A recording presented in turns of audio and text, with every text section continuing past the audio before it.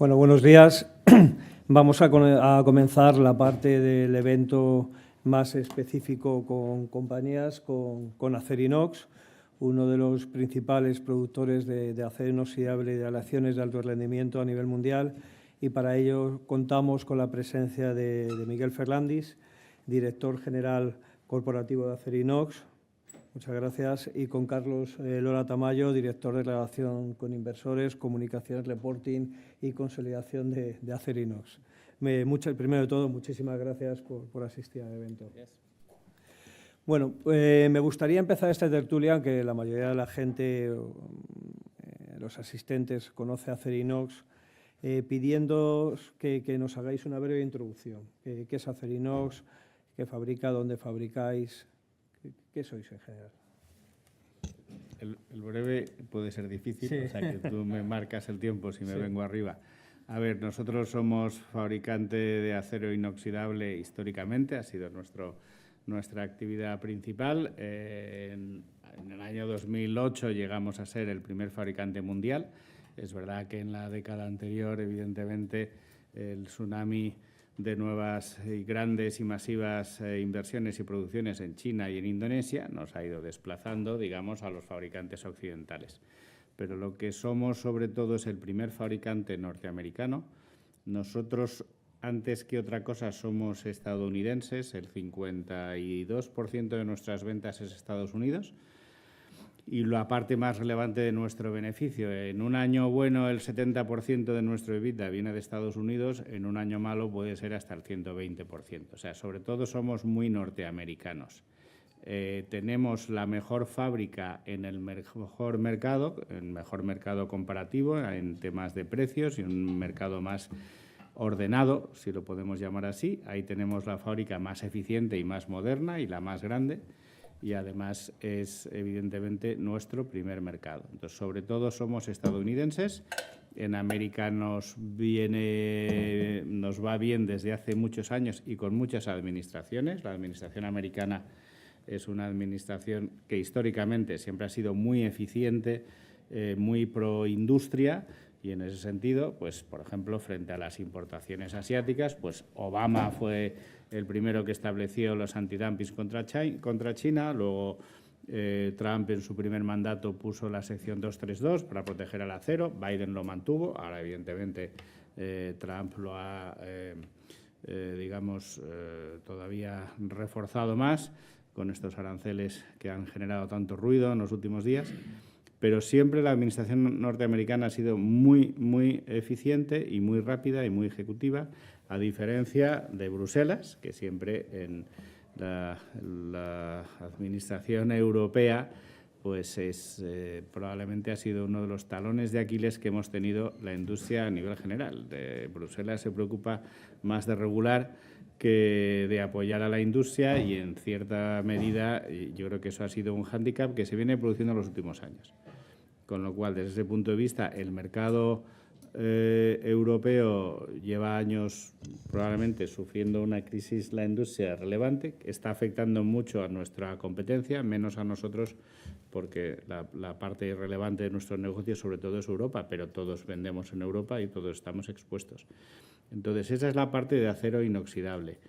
La dificultad de invertir en Europa, donde no está claro un retorno, y el nivel ya de desarrollo que tenemos en Estados Unidos, que probablemente no nos permita crecer mucho más sin entrar ya en problemas de antitrust o antimonopolio, pues hace que hemos diversificado hacia el sector de aleaciones. Hace 4 años compramos VDM, primer fabricante mundial de aleaciones de alto rendimiento. Ha sido una adquisición terriblemente eficiente, o sea que en ese sentido nos ha ido mucho mejor de lo que preveíamos, y ahora estamos queriendo crecer en aleaciones, pero en Estados Unidos, y hemos comprado Haynes con idea de hacer un planteamiento similar y sobre todo crecer más en nuestro primer mercado, que es Estados Unidos, y especialmente dirigido al sector aeroespacial. Y esa es la estrategia que tenemos, que nos está yendo bien. O sea, nosotros es una estrategia de largo recorrido, no vamos improvisando y vamos un poco marcando ese camino.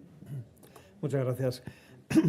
A ver, la semana pasada, pues cuando estuve haciendo las preguntas, pensándolas y tal, pues bueno, iba a empezar un poco hablando del mercado en general, pero viendo lo que ha pasado en Estados Unidos, como has comentado, vosotros sois una compañía eminentemente americana, más del 70% de los beneficios, como has comentado, en un año bueno, más del 100, 120 en años malos, 55% de las ventas en Estados Unidos.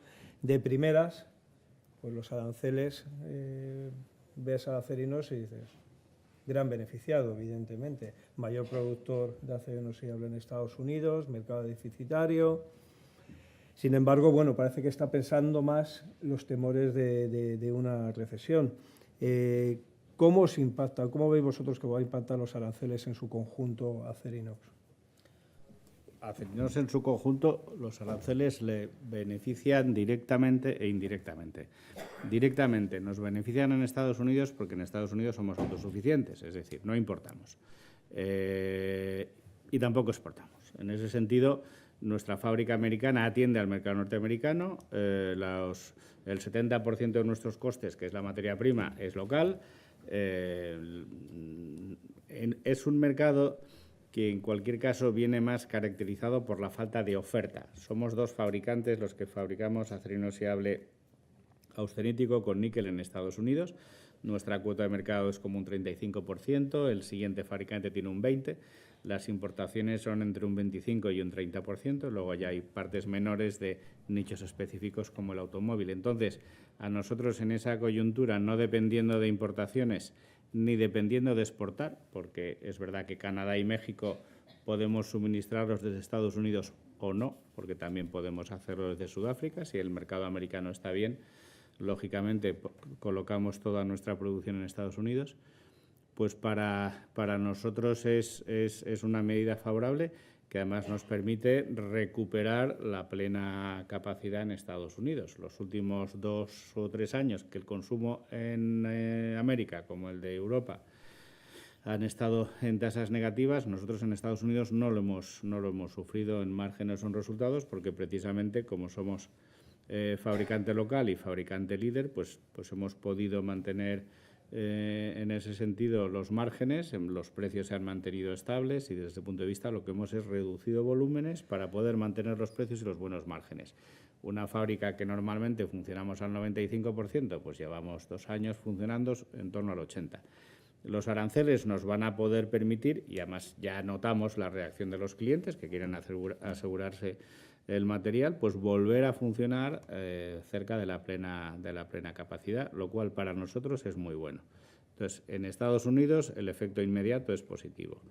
En Europa, como comentaba antes, fuerza a Europa a reaccionar y entonces al final ya estamos notando, pues Alemania sí que es cierto que ha lanzado ya su nuevo plan de industrialización. El 19 de marzo Ursula von der Leyen presentó el plan especial para la protección del acero, o sea que en ese sentido también Europa ahora tiene que reaccionar. Y lo comentaba antes, Europa es verdad que nosotros siempre hemos echado de menos una visión más protectora de la industria y que hasta ahora Europa no ha tenido, siempre ha querido respetar, digamos,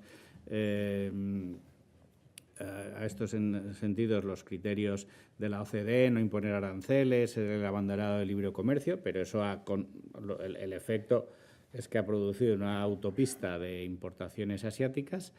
Europa ha querido también abanderar y ser el abanderado moral de la lucha contra el cambio climático, lo cual es una ambición noble, pero es verdad que si nadie te sigue, ese liderazgo, pues al final no tiene ningún efecto positivo. Tú cierras producción relativamente eficiente y no muy contaminante y esa producción que tú cierras se ve sustituida por producciones en China o en Indonesia altamente contaminantes, con lo cual tampoco ha conseguido un planeta más limpio, pero sí ha conseguido dispararse al pie en la competitividad de la industria local. Bueno, pues todo eso parece que ahora se está revisando.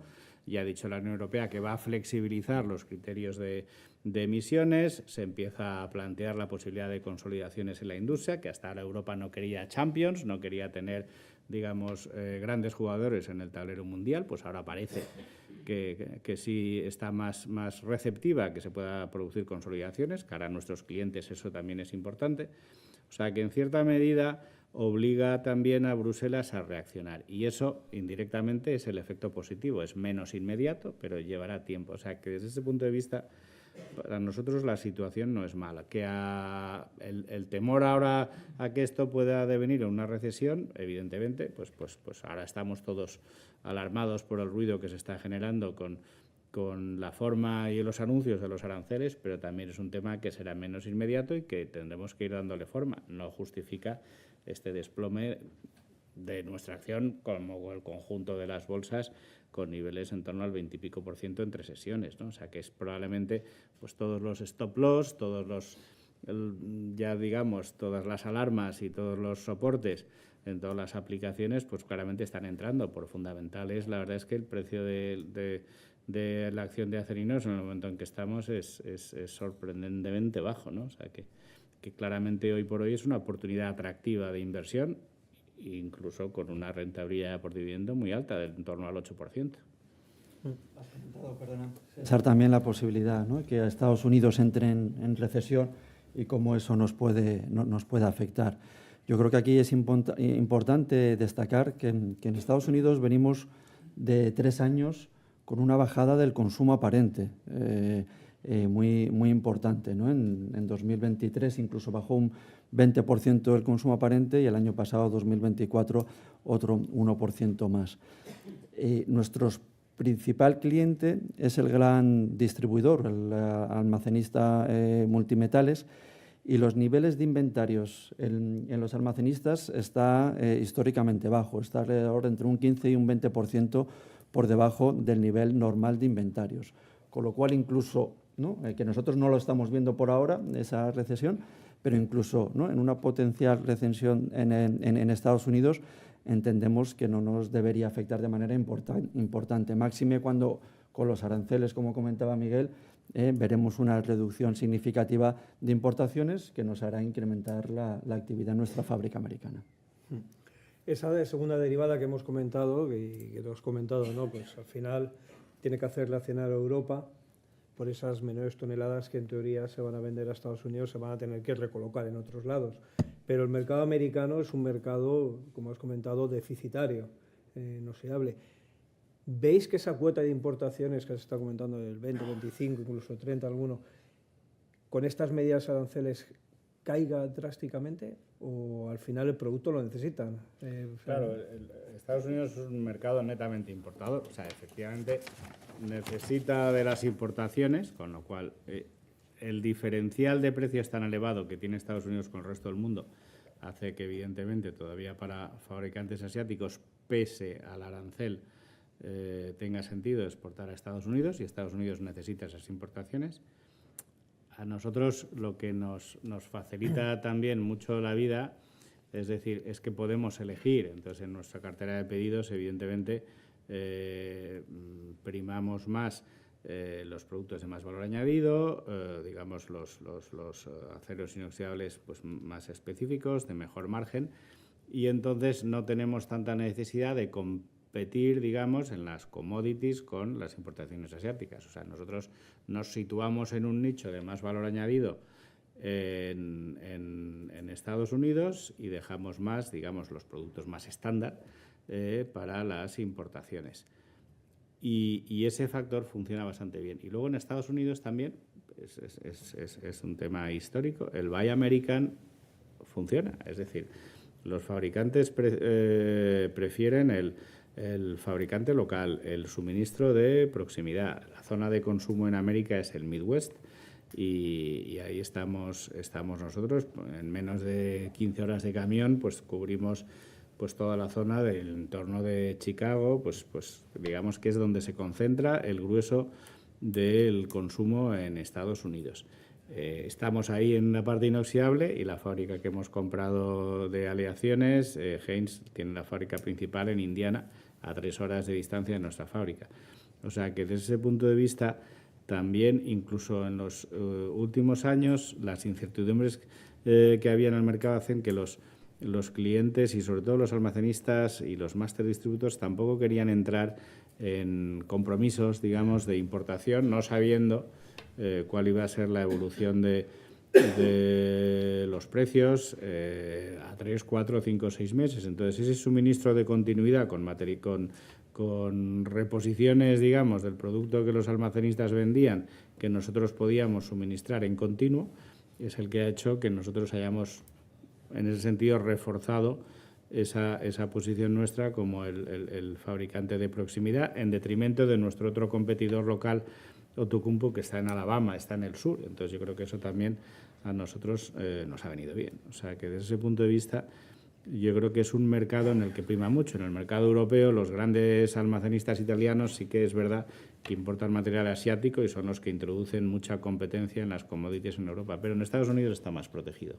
Además, por completar, hace 2 años anunciamos una inversión de 200 millones de dólares, 244 millones de dólares, para incrementar un 20% nuestra capacidad. O sea, nosotros queremos cerrar, ¿no?, también ese gap que hay entre oferta y demanda y poder suministrar, ¿no? Nuestros clientes nos estaban demandando invertir más para, ¿no?, suministrar localmente. Con lo cual sí que vemos que vayan a bajar las importaciones y que los locales, ¿no?, podamos cerrar ese gap. Ahora ya, como quería empezar el panel hasta hace una semana, quería comentaros, es complicado ahora mismo en el entorno que estamos actualmente, pero ¿cómo veíais la situación del mercado actualmente para 2025? Como has comentado, Carlos, 2023 fue un año bastante negativo, tanto en Estados Unidos como en Europa. 2024 hemos seguido viendo un comportamiento pues desfavorable, no hubo la recuperación que se esperaba inicialmente, y 2025 todo hacía apuntar a que se viera ya una recuperación en el mercado. ¿Cómo lo veis? Sé que ahora es complicado con lo que ha pasado hace una semana, el entorno, pero ¿cómo lo veíais y cuál es vuestra perspectiva teniendo en cuenta vuestra cartera de pedidos, las conversaciones con los almacenistas, con el cliente final? Nosotros somos tan sensibles a Estados Unidos que nosotros el año desde ese punto de vista lo vemos bien. Y la cartera de pedidos, como hemos comentado antes, ya hemos notado en ese sentido el afán de los clientes y de los almacenistas por asegurarse el material. O sea que sí hemos notado una reactivación de los pedidos pues desde hace un mes y medio. O sea que probablemente ha habido más incertidumbre en la primera parte del año y ahora ya vemos cara al segundo trimestre y fundamentalmente al tercero mayor actividad en Estados Unidos, que es para nosotros a lo que somos más lógicamente sensibles y la parte que mejor nos viene. O sea que nosotros tenemos por un lado la parte americana claramente bien, en la parte europea es donde ahí nosotros esperamos más una reacción. Esa reacción también estamos contribuyendo a ella, es decir, nosotros no podemos depender de que el mercado recupere para ganar dinero en Europa y ganar dinero en la fábrica de Algeciras.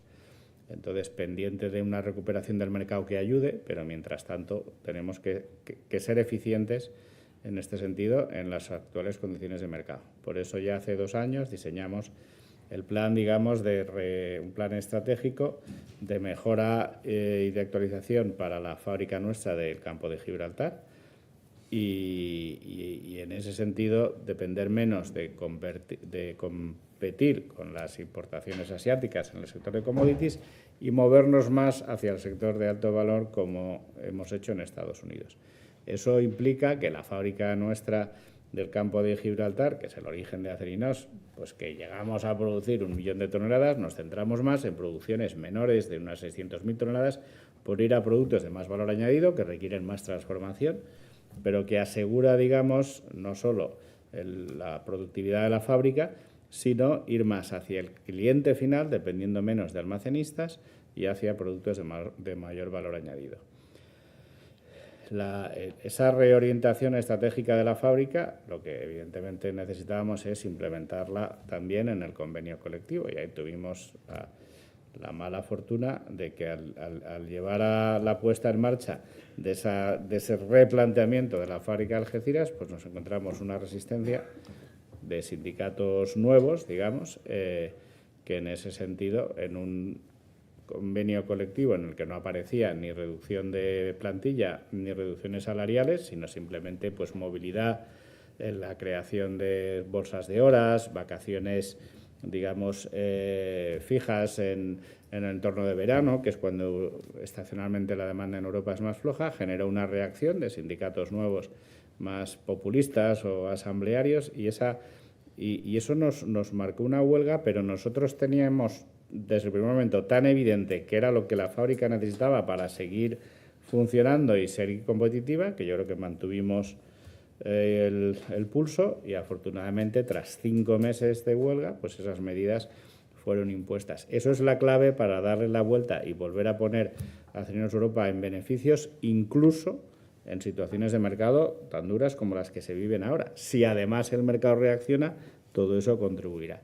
Entonces, este año tiene que ser el año en que eso aparece. Nos marcó, lógicamente, en Europa los 5 meses de huelga. Perdimos la primera parte del año pasado y luego también, en cierta medida, el no poder atender a los pedidos que ya habíamos contratado de ese nuevo nicho de fabricantes, pero eso se va corrigiendo en el 25. O sea, nosotros volvemos a ver el umbral de beneficios en Acerinos Europa. Pensamos que ya en el segundo trimestre empezaremos a ver beneficios en los meses de mayo, junio, y esperamos también en la segunda parte del año. O sea, que ya Europa deje de restar y empiece a sumar, aunque de momento todavía sea poco, es muy relevante.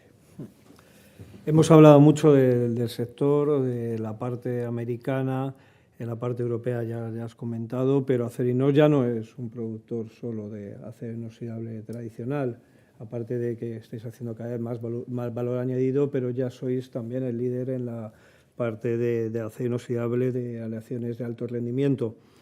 La demanda en este sector es diferente, son carteras de pedido más a largo plazo, sectores más concretos, con un peso sector aeroespacial, más petroquímico. ¿Cómo está evolucionando también la demanda en este sector? ¿Y qué sectores son los que están tirando de esta demanda? Nosotros en el año 2020 compramos VDM. VDM es el líder mundial de aleaciones, 5 fábricas en Alemania y 2 más pequeñas en Estados Unidos. VDM es muy fuerte en el sector sobre todo el sector de oil and gas, el sector de energía y también en el sector petroquímico. Esos son sus 2 grandes sectores. Tiene aeroespacial en menor medida, luego tiene también parte de electrónica. Y en el momento del COVID, por ejemplo, la parte de electrónica, con la mayor utilización, con el confinamiento y las mayores necesidades de componentes electrodomésticos, etcétera, televisores, pantallas planas, bueno, pues eso no es el sector de más margen, pero sí nos dio actividad. Y luego ya en la recuperación posterior, el sector petroquímico, por ejemplo, es relevante. Lo que veíamos y donde tiene menos fuerza VDM comparativamente es en Estados Unidos, que es donde nosotros somos más fuertes, y además tiene menos presencia del sector aeroespacial. El sector aeroespacial es un sector de muy altos márgenes. Entonces, la apuesta nuestra era crecer en Estados Unidos y, sobre todo, que ese crecimiento nos permita avanzar en aeroespacial. Por eso decíamos, para nosotros es una inversión AAA porque es crecer en América, en aleaciones y, sobre todo, para aumentar en el sector aeroespacial. Por eso es la compra de Haynes. Entonces, estamos integrando Haynes. Nosotros, cuando compramos VDM era una empresa que venía, digamos, aportando unos EBITDAs de algo menos de 80 millones al año, y con esos múltiplos hicimos nuestras valoraciones y compramos la compañía, y en los últimos 4 años, pues después del COVID, la contribución ha sido de más de 120 millones de euros de EBITDA, o sea, un 50% más de lo que habíamos planteado. El tema, evidentemente, es replicar ese modelo en Estados Unidos y avanzando, sobre todo, efectivamente, en el sector aeroespacial, lo cual ya nuestra división de aleaciones queda muy bien equilibrada, porque tenemos oil and gas, tenemos petroquímica, tenemos aeroespacial, tenemos el sector de turbinas. O sea, no estamos expuestos a un único mercado, y eso evidentemente es terriblemente beneficioso para nosotros. Y luego, en el mundo al que vamos, claro, la utilización conjunta del sector aeroespacial, por ejemplo, el sector aeronáutico es un sector de homologaciones muy lentas, muy laboriosas. Es un sector en el que no tienen presencia prácticamente todavía los asiáticos. Sigue siendo un sector de fabricantes occidentales, europeos y americanos. Pues de los 6 primeros fabricantes, 5 somos europeos o americanos. Y esa cuota de entrada que supone el tener las homologaciones necesarias, sobre todo para la industria aeronáutica, son muy relevantes. Entonces, la utilización conjunta en Estados Unidos y en Europa de esas homologaciones nos va a permitir que a determinados clientes de la zona asiática, que no en el momento actual, evidentemente, no serían compradores de aleaciones producidas en Estados Unidos, lo puedan hacer con aleaciones europeas. Nosotros no, en lo que es defensa no estamos directamente desde el inoxidable. En la parte de aleaciones sí es verdad que la parte que hacemos para el sector aeronáutico, 2/3 es aeronáutico civil, 1/3 es aeronáutica militar, y evidentemente el poder utilizar también no solo desde América, sino también las fábricas europeas, hoy por hoy es una garantía añadida, o sea que también es un factor de refuerzo. Bueno, has comentado que la compra de VDM fue un éxito sin paliativo, lo hemos visto en los resultados de los últimos años. Habéis comprado recientemente Haynes, que habéis cerrado la compra en noviembre y diciembre del año anterior. ¿Qué podemos esperar de la consolidación de Haynes y qué potenciales sinergias? ¿Podemos ver un caso similar a lo que hemos visto en VDM? Sí, el importe de sinergias va a ser más elevado que en VDM. Nosotros tenemos un plan estratégico y un plan industrial muy claro, o sea, que las compras nuestras no se justifican solo por sinergias. Y luego pecamos de prudentes para desesperación de nuestros asesores, porque al final todo el mundo, las sinergias es algo difícilmente auditable, todo el mundo siempre habla de sinergias cuando hace alguna compra y nosotros queremos ser muy prudentes en las sinergias que nos vamos a encontrar. Luego, normalmente sorprendemos favorablemente el mercado porque acaban apareciendo más. En ese sentido, claro, sí es verdad que nos encontramos, primero, que ya estamos muy presentes en ese sector a través de VDM, es decir, entre VDM y Acerinox, pues siendo sectores diferentes, sí que es verdad que había un nivel de sinergias, pero cuando ya estamos presentes en las aleaciones, las sinergias tienen que ser mayores. Son mayores en la parte de aleaciones especiales entre VDM y Haynes. Tenemos también esta optimización de mercados que hemos comentado antes. Evidentemente, Haynes acabará dirigido mucho más al mercado estadounidense, VDM más al sector europeo. La utilización conjunta de las patentes y homologaciones que comentábamos antes. Y luego nos genera también sinergias en la parte nuestra entre el acero inoxidable y las aleaciones. La fábrica de Kentucky nuestra y la fábrica de Haynes en Indiana están a 3 horas de camión. Pues nosotros, que hemos llegado a un nivel ya de mucho equilibrio de la fábrica de Kentucky, esto nos da la posibilidad, por ejemplo, de la división nuestra de producto largo, con unas inversiones que ya hemos acordado no especialmente relevantes, $30 millones, pues podemos producir producto largo para aleaciones, que es donde Haynes hasta ahora no podía llegar, y eso son sinergias añadidas. Y luego los equipos de Haynes nos van a poder, ahora que ya llegamos al pleno equilibrio de la fábrica de Kentucky, pues todavía algunos de los equipos de Haynes nos van a permitir producir también chapas de acero inoxidable en sus instalaciones. O sea que también ahí entraremos en un nicho adicional de sinergias. O sea que ahí sí que va a haber probablemente bastantes mejoras. Yo creo que hay un crecimiento muy importante y sobre todo nos va a permitir crecer más en el sector de mejores márgenes, que es el aeroespacial. O sea que yo creo que somos muy optimistas en la compra de Haynes. Es verdad que al final eres un jugador mundial. Los sectores como el nuestro en Europa están cotizando a múltiplos muy bajos desde hace tiempo. En América sí que es verdad que hay una cultura inversora mucho más favorable a la industria, con lo cual nosotros al final comprábamos una empresa cotizando a múltiplos americanos, siendo nosotros una empresa europea. Pero yo creo que en el panorama actual es muy difícil encontrar una empresa tan americana como somos nosotros cotizando a múltiplos europeos. Yo creo que eso tiene que ser también una ventaja añadida. En 2024, yendo ya por plantas, por áreas, vimos la venta de Baru, vuestra factoría en Malasia, y el mercado se preguntaba también, pues hace unos años, qué pasaría con Columbus. Columbus, pues bueno, disteis un giro a la estrategia. Ahora estáis produciendo, si no recuerdo mal, más o menos un 25% de la producción es acero carbono. ¿Qué podemos esperar de Columbus para los próximos años y si sigue siendo un activo core para vosotros? Sí, nosotros efectivamente el año pasado vendimos Baru, que era nuestra fábrica en Malasia.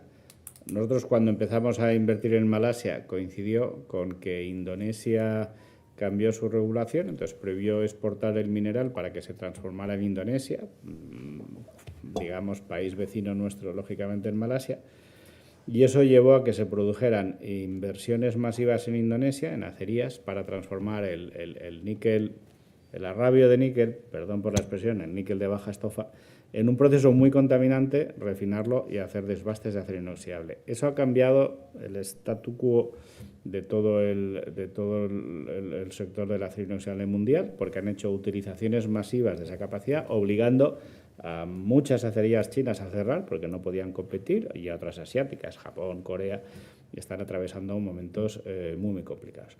Entonces, claro, en esa circunstancia nosotros ni tenía sentido seguir invirtiendo para crecer, y al final llegaba un momento en que tampoco era interesante estar, digamos, enviando semiproducto desde el campo de Gibraltar o desde Sudáfrica. O sea que al final vendimos la fábrica de Malasia el año pasado y ya nos centramos más en el mundo occidental. En ese terreno, para nosotros sí que es un activo estratégico Columbus. Columbus es una adquisición que hicimos en 2001, fue una fábrica que compramos a un precio excelente, es una fábrica muy eficiente, está en Sudáfrica, entonces es verdad que hasta ahora tenía una dependencia de exportación. Un tercio de su producción era el mercado local sudafricano, que es un sector relevante, un tercio Asia, un tercio Europa. Luego la parte asiática, evidentemente, ya no tiene sentido exportar a Asia y venía más centrado en Europa. Cuando Europa atraviesa unos años difíciles, lo que hemos hecho es darle la vuelta a Columbus para que dependa menos de exportar. Por eso, como has comentado, César, empezamos a producir acero común, es la única división del grupo en la que hemos hecho acero común, y ahora también hemos hecho los ajustes necesarios para que pueda hacer también, digamos, chapa magnética y cubrir sobre todo la demanda local sudafricana. O sea, nosotros hemos puesto a Columbus en una situación que sea el fabricante comodín. ¿El mercado en Europa está mal? Pues la producción de Columbus se centra en el mercado sudafricano, donde hacemos toda la gama de productos. Si luego el mercado europeo, por ejemplo, recupera, pues ahí podemos siempre cambiar y entonces ajustamos y empezamos a producir más inoxidable para exportar a Europa cuando los márgenes lo justifican. Pero en ese sentido es la fábrica comodín del grupo. Cuando hemos tenido la huelga en Algeciras, pues a los clientes estratégicos y específicos les suministrábamos desde Sudáfrica.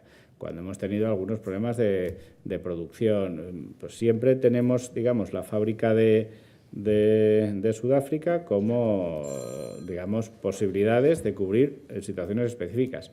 Cuando empezó la escalada energética que tuvimos en 2022, pues al final había un momento en que evidentemente estábamos preparando todos los cálculos para si esta situación no se corrige en Europa, pues siempre podemos producir más en la acería de Sudáfrica y, digamos, y traer el material producido desde allí. O sea, nosotros, Columbus nunca va a ser, digamos, la estrella del grupo, pero sí que es verdad que nos permite, digamos, tener la seguridad y tener ahí un jugador muy flexible que en función de las situaciones de cada momento se adapta.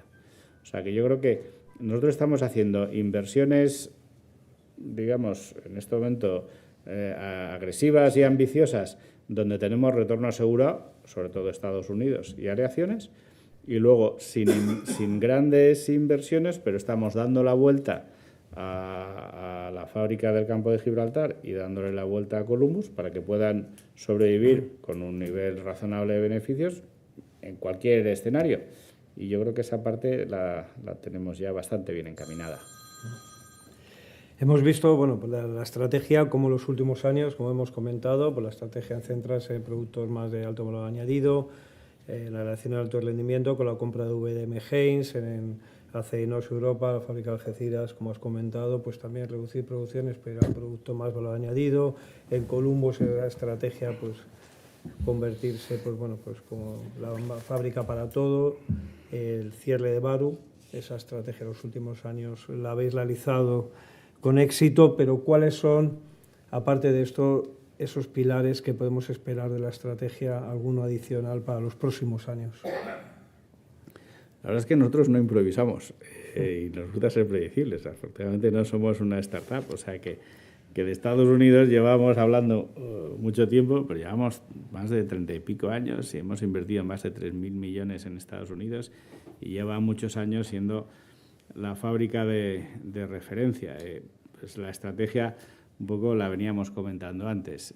No tenemos en este momento todavía evidencias de que inversiones fuertes en Europa vayan a tener un retorno garantizado. Pues ahí, lógicamente, hemos estado en stand-by, sí en Estados Unidos y sí en la parte de aleaciones, por lo que comentábamos. Entonces, nuestra estrategia es, de entrada, poner en marcha las inversiones que ha comentado antes Carlos de los 244 millones de dólares en aumentar en 200.000 toneladas en Estados Unidos.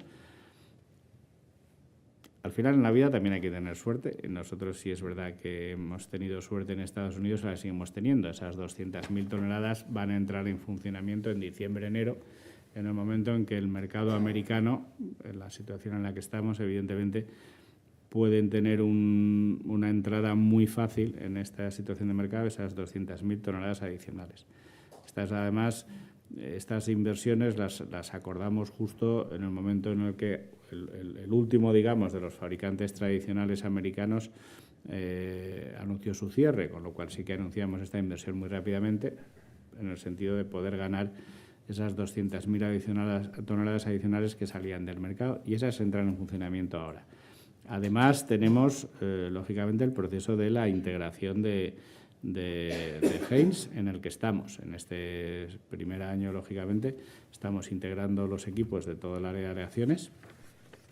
Y esta inversión de Haynes, además, la hicimos con una compra de un grupo que no había tenido capacidad de invertir en crecimientos, pero va acompañada de un plan de inversiones de 200 millones adicionales. Entonces, también en los años que vienen, lógicamente, será poner en marcha esa nueva forja, un nuevo horno que nos permita introducirnos más en el sector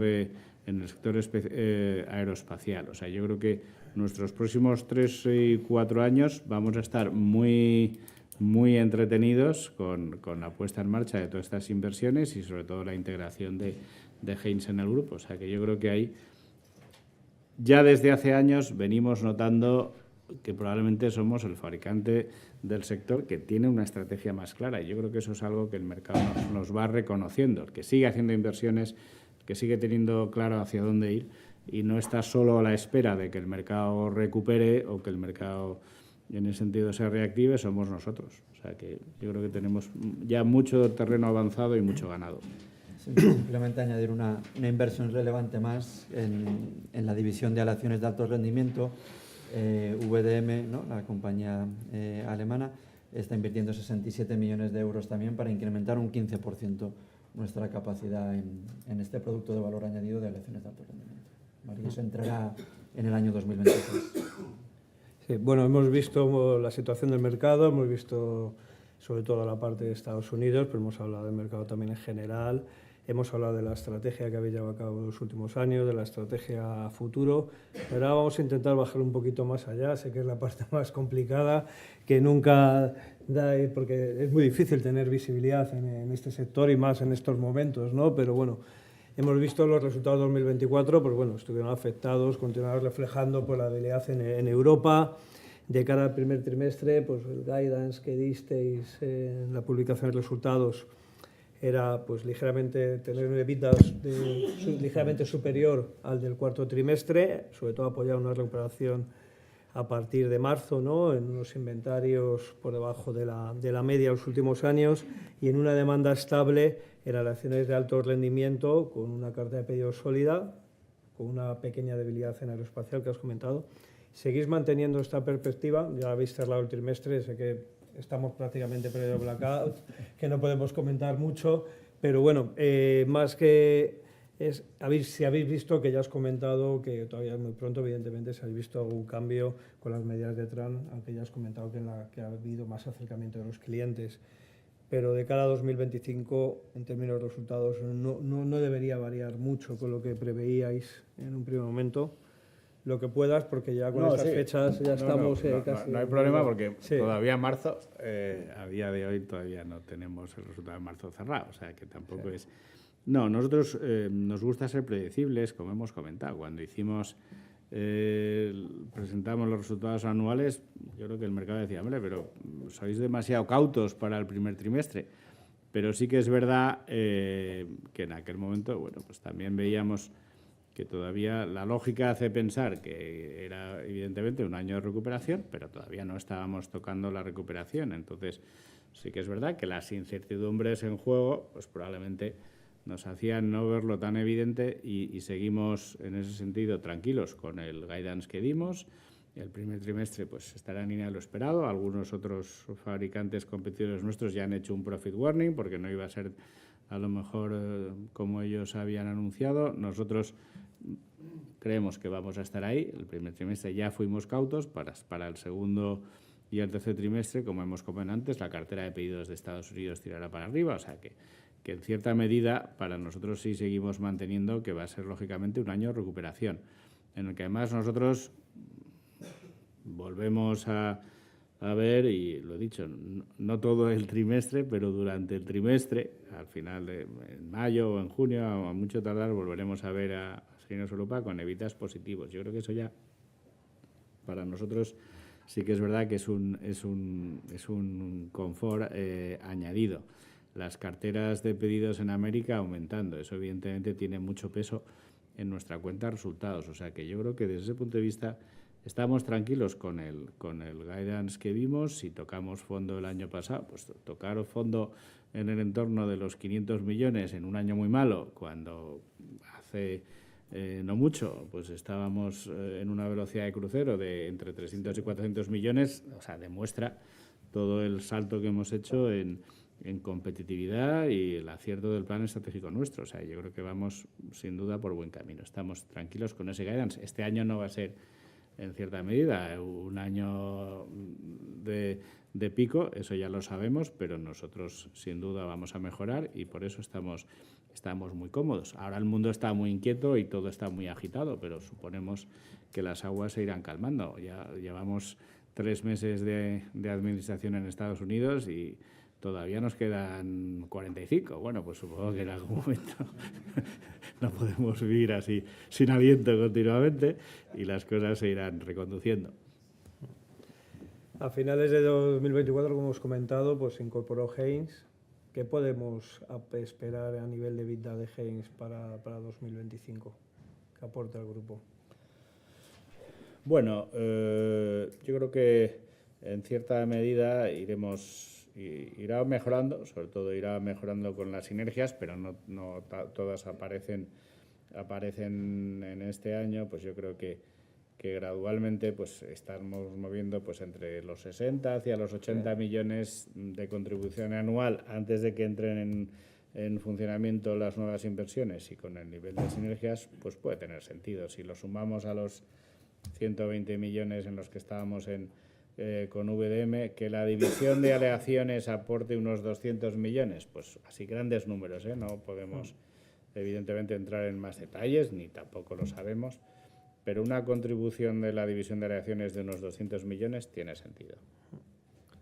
Por ejemplo, has comentado antes que, bueno, como hemos visto, en el periodo 2010-2020 estábamos Acerinox con EBITDA en torno a los un EBITDA medio de 300 millones, sí. 300 millones. Ahora mismo con la estructura actual de la compañía, pues y con todo, y no solo por las adquisiciones, sino también por toda esa estrategia que habéis llevado a cabo en los últimos años, tanto en NAS como en Europa, nosotros estamos estimando pues unos niveles por encima medios que deberían estar por encima pues, de 600, 700 millones. Es cierto que la cotización, bueno, si la vemos hoy, está a 8,75, como hemos visto antes, ¿no? Sí, en cambio, en el periodo anterior que estábamos hablando de que 2010-2020 estuvo, al final de 2019, en precio medio de 11 euros. O sea, en cambio, estamos con una compañía, pues, además, muchísimo más saneada desde un punto de vista financiero, que posteriormente hablamos. Esas perspectivas que nosotros tenemos o el mercado también baraja, de EBITDAs de 600, 700, o sea, más del doble, o del doble de la anterior década, ¿son factibles para los próximos años? Sí, yo creo que nosotros lo venimos comentando. El umbral nuestro de rentabilidad ha cambiado y yo creo que siempre decíamos que ir a EBITDAs promedios a través del ciclo por encima de 700 millones, lo hemos dicho públicamente, es que todo nos lleva por ese camino, o sea, que lo podemos mantener tranquilamente. O sea, sí que es verdad que estamos en otro nivel que el que veníamos en la década posterior. Salimos de una década caracterizada sobre todo por el tsunami de las nuevas inversiones y capacidades asiáticas y inundar los mercados que estaban más expuestos, y eso pues nos llevó a perder probablemente 2 ciclos positivos en el sector de industriales, sobre todo en Europa. Pero esa situación ya ha cambiado, yo creo que la balanza está mucho más equilibrada, nosotros hemos mejorado mucho y, pues, insisto, estamos dándole la vuelta al mercado en el que éramos probablemente menos fuertes, que es el mercado europeo, y creciendo mucho en el mercado americano, en el que somos muy fuertes. O sea que yo, con esos niveles, estamos muy cómodos de pensar que nuestra velocidad de crucero para los próximos años estará por encima de los 600 o de los 700 millones, sin duda. O sea, esa parte con bastante comodidad y con la posibilidad de, en años buenos, volver a repetir los 1.000 millones o 1.100 millones que hemos hecho en los años 22 y 23. Otro de los puntos que hemos comentado, que comentaba antes, que ha sido pues la excelente gestión financiera que habéis hecho. Habéis pasado en los últimos años pues de tener unos ratios de endeudamiento muchísimo más elevados a incluso si no hubieseis realizado la compra de Haynes, que se hablaba ya de posiciones de caja neta, ¿no? Que bueno, pues en un sector como es en un sector tan cíclico como es este sector es bastante complicado, ¿no? Y con un peso también de unas variaciones de circulante también en muchos años demasiado difícil de predecir, ¿no? Este año habéis acabado pues con una ratio de deuda neta EBITDA de 2,2 veces, pero es cierto que evidentemente comprasteis Haynes prácticamente alrededor de 1.000 millones a final de año, eso lo habéis consolidado un mes de EBITDA, siempre os habéis marcado ese objetivo de 1,2 veces, está por debajo, y ya lo ligo con la última pregunta que tenía para finalizar este panel. Bueno, con la política de dividendos de Acerinox siempre ha sido una política basada en el dividendo por acción, nunca la habéis bajado, siempre habéis subido el dividendo por acción, siempre habéis pagado en efectivo, salvo los años de la crisis financiera donde hicisteis scrip dividend, pero que luego, cuando la situación retomó, recomprasteis esas acciones emitidas, volviendo a las acciones anteriores, incluso luego haciendo más programas de recompra de acciones. Pagáis ahora mismo, como has comentado al principio, pues con la caída de ahora, pues un dividendo por acción, o sea, unas rentabilidades por dividendo, pues alrededor del 8%. Nunca, siempre hablabais que cuando estuvierais por debajo de 1,2 veces, pues nunca se descartaba, pues a lo mejor pues dividendos extraordinarios, recompra de acciones. ¿Para cuándo veremos por debajo de 1,2 veces? Y poder pensar de mayor retorno al accionista de nuevo. Bueno, a ver, nosotros somos muy agresivos industrialmente, muy agresivos comercialmente, muy conservadores financieramente, y yo creo que eso afortunadamente ha sido una estrategia que ha sido muy fructífera en nuestra compañía. Sobre todo al margen de la deuda, hubiéramos estado si no hubiéramos ido a compras, como dices, en caja. La deuda nuestra siempre ha sido muy competitiva, o sea que en ese sentido, y además nos hemos cuidado mucho desde la crisis anterior, no tenemos deuda sujeta a covenants, precisamente por evitar, digamos, los momentos de ciclos o tormentas, etcétera. Nuestra deuda es libre de covenants y luego es una deuda muy competitiva. Tenemos compañeros de largo recorrido en la banca y tenemos condiciones de financiación que nosotros no tenemos rating, no lo hemos querido tener. Tenemos nuestra financiación bancarizada, pero desde luego no tendríamos un rating de investment grade porque somos poco glamurosos para las agencias de rating, nuestro sector, pero sin embargo el coste de nuestra deuda es equivalente al de investment grades de primer nivel. O sea que es verdad que tenemos una deuda muy competitiva. Eso hace que las cargas financieras pues, nunca han sido relevantes en nuestra compañía y la estrategia financiera en los últimos años ha sido mantener mucha caja muy bien colocada en Estados Unidos y poder aprovechar los años que había barra libre en Europa para coger financiación. Y entonces teníamos deuda barata en Europa y luego caja bien remunerada en Estados Unidos. Y eso nos daba una estructura óptima. Cuando hemos hecho la compra americana, pues hemos utilizado la caja que habíamos ido acumulando en Estados Unidos. Por eso no hemos tenido que salir a los mercados buscando deuda. Con todo, acabamos en esos niveles que tú dices, que es un nivel de deuda neta después justo de la compra relativamente elevada. No nos despistamos, evidentemente. Somos conscientes de que hemos comprado en Estados Unidos a múltiplos americanos. Hemos puesto en marcha también un sistema muy agresivo de reducción del capital circulante. El capital circulante en nuestro negocio pesa mucho. Entonces también yo creo que parte de este año, para la mayor generación de caja, también tenemos un plan diseñado que imponemos férreamente a toda la organización para que en este año, que es de crecimiento, que lógicamente tendríamos que estar con el crecimiento esperado, con mayores niveles de capital circulante, pues no solo no aumente, sino que incluso baje y funcionar, digamos, en todas las divisiones del grupo con unos objetivos ya marcados de nivel de existencia, sobre todo, que es a lo que somos más sensibles, y estamos un poco en esa estrategia, o sea, seguir generando caja, tener un refuerzo adicional de generación de caja a través de reducción del capital circulante y que eso vaya, digamos, atemperando la deuda que tenemos ahora. Con todo, pues hasta llegar a esos niveles del 1,2, pues todavía yo creo que probablemente nos queden 2 o 3 años. Pero bueno, hoy por hoy claramente en la situación actual pues no, afortunadamente no nos preocupa, nos lo podemos permitir, no tenemos ningún covenant. Cuando teníamos covenants antes del 2008, los covenants eran un nivel de deuda de vida de 3,5 veces, ¿no? Claro, ahora lo pensamos y decimos, pues acabamos el año que tenemos la deuda más alta desde el 2006 con un nivel de 2,2, pues no estamos mal. Y se irá reduciendo. Evidentemente ponemos ahí toda la carne en el asador, pero lo iremos reduciendo paulatinamente. Y entonces, en relación con eso, pues como comentabas, el mercado demandaba mucho, oye, planes de recompra de acciones.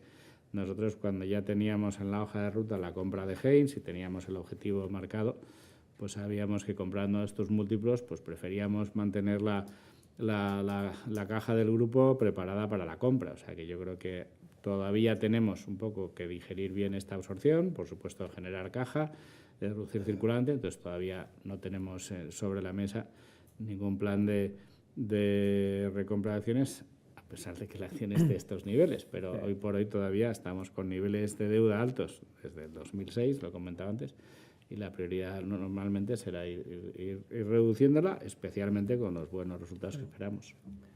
Pues ¿Algo más me he dejado, Carlos? Perfecto. Pues muchas gracias, Miguel, muchas gracias, Carlos. Nos estamos quedando sin tiempo. Vamos a dejar para una pregunta en el público, si alguien quiere hacer. Sí, por favor, ahí.